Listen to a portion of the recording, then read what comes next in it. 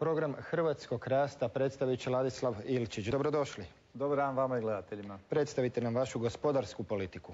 Dobro, prvo ću ukratko predstaviti Hrvatski rast HRAST, jer vjerodostojnost nekom programu svakako ovisi o ljudima koji stoji iza tog programa. Najveći dio HRAST-a predstavljaju ljudi koji su do sad bili aktivni u udrugama. Osobno sam predsjednik udruge Glas roditelja za djecu, Grozd, koja ima preko 40.000 članova i nekoliko naših projekata podržali su sve veće vjerske zajednice u Hrvatskoj, dakle različite vjerske zajednice, što samo pokazuje da mi promoviramo opće ljudske vrijednosti koje su dobre za svakog čovjeka. Svjetska gospodarska kriza jasno je pokazala da ona nije posljedica nedostatka struke, nego posljedica nedostatka vrijednosti. To smo i mi doživjeli kroz svoje djelovanje i kroz udruge, gdje su političari predstavljali samo svoje stranačke interese i ignorirali, čak i kad smo 200.000 ljudi u jednom projektu okupili, oni su to sve ignorirali, HDZ i SDP. Tako da definitivno u Saboru ne postoji opcija koja temeljno predstavlja nas i one vrijednosti koje temeljno određuju nas i naše obitelji. Što se tiče gospodarstva, mislim da postoji konsenzus među stručnjacima, da treba jačati domaću proizvodnju, da treba porezno rasteretiti rad. Ono što je novo u hrvatskom rastu, što možda kod drugih stranaka ne postoji, je razvoj visokotehnološkog gospodarstva, jer je logično da strani kapital želi one fine, visoko kvalificirane, visoko profitabilne poslove ostaviti za sebe, a nama dati one nisko kvalificirane. No, tu bi trebala uskočiti država sa jasnom strategijom tog visokotehnološkog gospodarstva, što podrazumijeva prvo specijalistička zanimanja, edukaciju, druga stvar infrastruktura, treća stvar je porezno rasterećenje rada i četvrto je rasterećenje državne uprave. S tim da naravno to reformu državne uprave ne mogu napraviti one stranke u koje imaju u toj državnoj upravi uhljebljene svoje ljude koji nisu tamo po kriteriju kvalitete nego po kriteriju stranačke podobnosti. Dakle, opet se vraćamo, ključni su ljudi. Dakle, uz gospodarsku politiku nužno se veže i socijalna politika. Da, svakako. Žao mi je da od ovih 16 pitanja koliko smo dobili za pripremu nije spomenuta obitelj. Naime, mi smatramo, Hrvatski rast smatra, da je obiteljska politika ključ svega. Naime, svaki rast, pa svaki društveni rast ovisi prvenstveno o čovjeku, o vrijednostima koje on nosi u sebi i u tom smislu ključna je obitelj. Naš je program izrazito obiman, može se naći na našoj web stranici, ali istaknut ću samo nekoliko crtica. Prvo, naglašena odgojna komponenta u školama, naravno sa pravom roditelja da odabiru odgoj za svoje djece. Dakle, da se ne može dogoditi kao u zdravstvenom odgoju gdje je zbog pritiska homoseksualnih feminističkih udruga ministarstvo naštetilo interesu djece i roditelja. Druga stvar, brak je zajednica između jedne žene i jednog muškarca. I to nije subjektivna kategorija, nego prema svim pokazateljima je to objektivna vrijednost za društvo.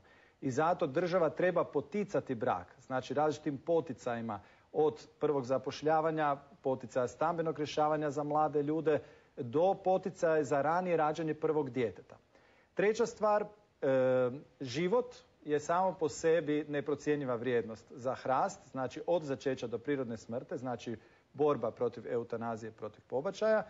I četvrto, spomenut ću samo još jednu stvar, smanjenje cenzusa za dječji doplatak, jer obiteljska politika nikako ne smije biti socijalna. Ona ne smije se tretirati kao socijalni trošak, nego mora biti razvojna, jer ulaganje u obitelj je ulaganje u društvo. Evo, moramo dalje. Jeste li za ulazak u Europsku uniju i kakvu bi politiku Hrvatska trebala voditi prema toj integraciji? Hrvatska, prema stajalištima hrvatskog rasta, svakako spada i kulturno, i povijesno, i geografski, i prema kršćanskim vrijednostima u europski krug država.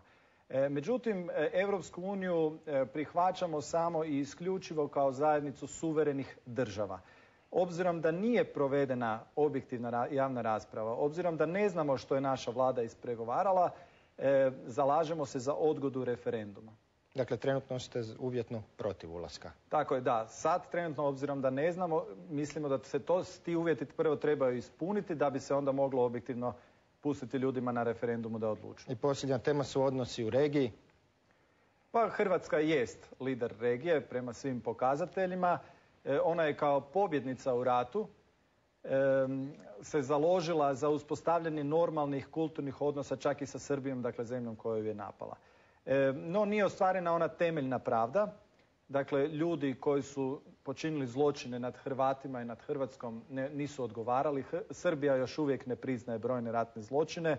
Naši generali sjede u Hagu i to po metodi suđenja koja nikad nije primijenjena u povijesti niti za jednu vojsku. Dakle, nedostaje nam državotvornosti da bi Hrvatska kao samostalna i suverena država uspostavila zdrave odnose sa drugim državama. Imamo sad 10-ak aktualnih konkretnih pitanja, pa vas molim kratak odgovor, da ili ne.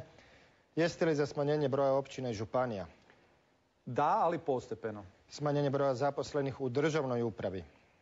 Pa mi smo za smanjenje nerada u državnoj upravi, dakle tamo ima kvalitetnih ljudi, ali treba znači podići razinu kvalitete poslovanja, onda naravno će vjerojatno znači li to uvjetno da ili apsolutno ne? Uvjetno da. Uvjetno dakle, morat će se, ne može državna uprava služiti za uhljebljenje stranačkih članova. Jeste li za smanjenje doprinosa na plaću? Da. Ukidanje povlaštenih mirovina? Saborskim zastupnicima da, ali braniteljima ne. Liberalizacija zakona o radu? Pa ja sam sindikalac i kao takav sam protiv smanjivanja radničkih prava, ali sam i za protiv zaštite nerada. Znači promjene da, ali ne liberalizacija. Dakle. Smanjenje PDV-a? Da. Omogućavanje predsjedničkog veta na zakone? Da, ali kada će predsjednika izabrati bar 50% građana, a ne kao sad manje od 25%. Revizija registra branitelja? Svakako, ali interna. Dakle, dosta je onog progona braniteljima i ljudi koji su branili Hrvatsku. Dakle, ne vanjska, nego interna svakako da. Uvođenje poreza na dobit banaka? Da. Legalizacija istospolnih brakova? Svakako ne. I posljednje pitanje, nastavak gradnje Pelješkog mosta? Pa obzirom da Srbi i muslimani drmaju u Bosni, tako da slobodno kažem, bojim se da je Pelješki most jedini način da se na siguran način poveže hrvatski teritorij. Preostala vam je još minuta. Izvolite, obratite se biračima.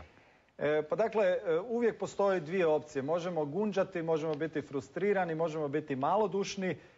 Dakle, ljudi u Hrastu to nisu. Mi smo naviknuti afirmativno pristupati stvarima, konstruktivno, hrabro. Jedna stvar, jedan primjer da dakle naši kandidati imaju prosječno više od 3 djece, što je, iako su dosta mladi. Većina nas nije mislila da će se ikad baviti politikom, ali sad smo se angažirali. Dakle, svi vi, normalni, pošteni, obiteljski ljudi, svakako i vjernici, već dugo kao i mi nemate i nemamo za koga glasati. Možemo ostati kod kuće, prigovarati kako su svi političari pokvareni, ali time se ništa neće promijeniti. Dakle, svakako izađite na izbore. Postoje oni koji uvijek izlaze. Nemojte dozvoliti da oni odlučuju umjesto vas. I druga stvar, na ovim izborima glasajte za. Birajte one koje smatrate najboljima. Ako kalkulirate, ako glasate za manje zlo, u stvari lažete. I onda je logično da će ti isti politički predstavnici onda nakon izbora lagati vas. To nije smisao demokracije. Smisao demokracije je da birate one koji su najbolji. Zato birajte nove ljude, jer samo novi ljudi mogu donijeti stvarne promjene u Hrvatskoj. Kombinacijom i prekombiniravanjem ovih sadašnjih političkih opcija, bez obzira ko došao na vlast, neće ništa donijeti. Dakle, birajte hrvatski rast.